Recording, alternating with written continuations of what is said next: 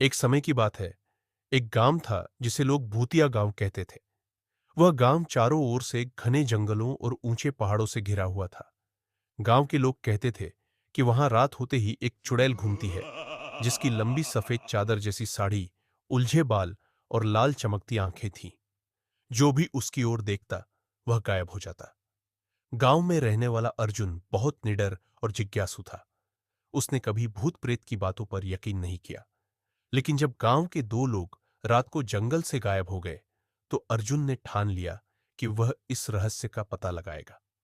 अर्जुन ने एक रात अपने साथ एक मशाल, एक चाकू और एक घंटी ली और जंगल की ओर चल पड़ा।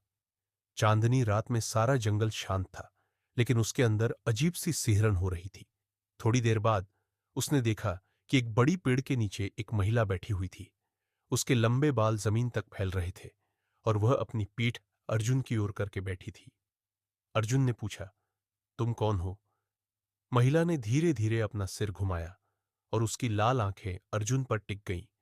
उसकी भयानक मुस्कान और खून से भरे दांत देखकर अर्जुन के रोंगटे खड़े हो गए। चुड़ैल बोली, तुम्हें यहाँ नहीं आना चाहिए था। अब तुम्हें यहाँ हमेशा के लिए रुकना होगा। लेकिन अर्जुन घबराया नहीं। उसने अपनी घंटी बजाई और मंत्र पढ़ने लगा, जो उसकी दादी ने उसे सिखाया था। जैसे ही घंटी की आवाज गूंजी, चुड़ैल चीखने लगी। चुड़ैल धीरे धीरे धुएं में बदलने लगी और गायब हो गई। लेकिन उसके गायब होते ही उसने एक रहस्यमय बात कही। मैं चली गई, लेकिन हर चांदनी रात को मैं वापस आऊंगी, और तब तुम्हारी हिम्मत काम नहीं आएगी। अर्जुन ने गांव लौटकर सबको यह बात बताई। हालांकि गांव वाले राहत की सांस ले रहे थे, लेकिन अर्जुन